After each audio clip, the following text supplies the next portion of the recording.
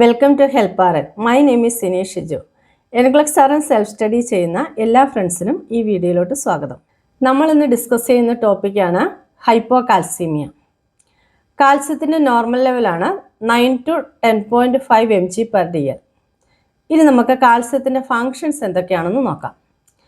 കാൽസ്യത്തിൻ്റെ ഫങ്ഷനാണ് maintaining strong bone, muscle contraction, nerve signalling and heart rhythm regulation.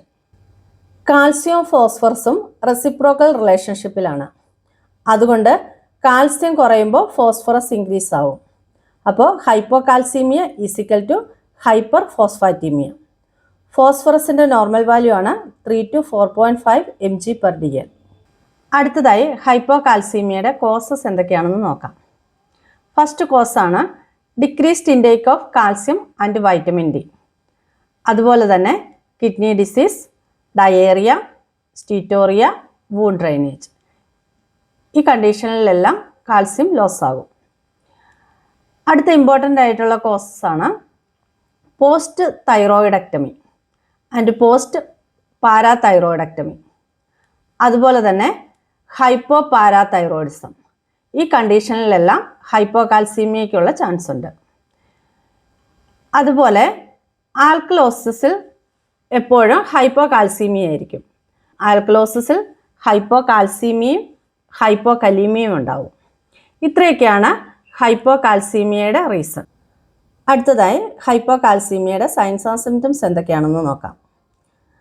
ഹൈപ്പോകാൽസീമിയയുടെ signs and symptom ആണ് bradycardia, hypotension and diminished peripheral pulse.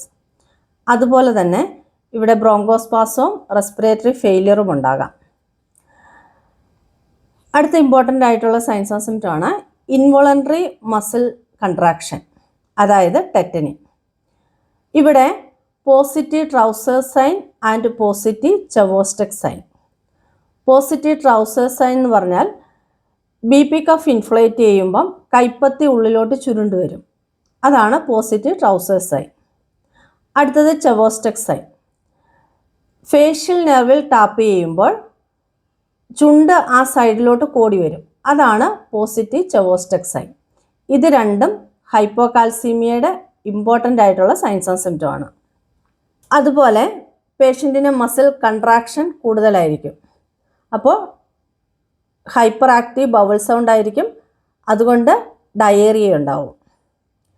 ഇനി ECG findings ആണ് prolonged ST interval, prolonged QT interval.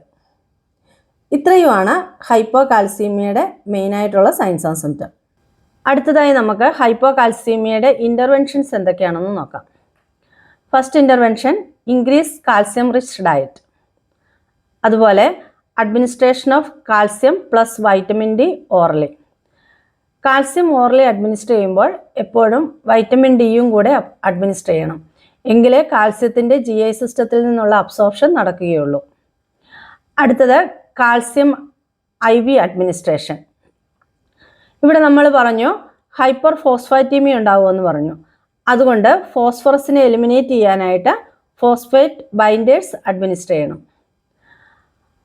ഇവിടെ hyper റിഫ്ലക്സി ആയിരിക്കും. അപ്പോൾ സീഷറിനുള്ള chance ഉണ്ട്. അതുകൊണ്ട് seizure precautions initiate ചെയ്യണം. ഇത്രയൊക്കെയാണ് ഹൈപ്പോകാൽസീമിയയുടെ ഇൻ്റർവെൻഷൻ.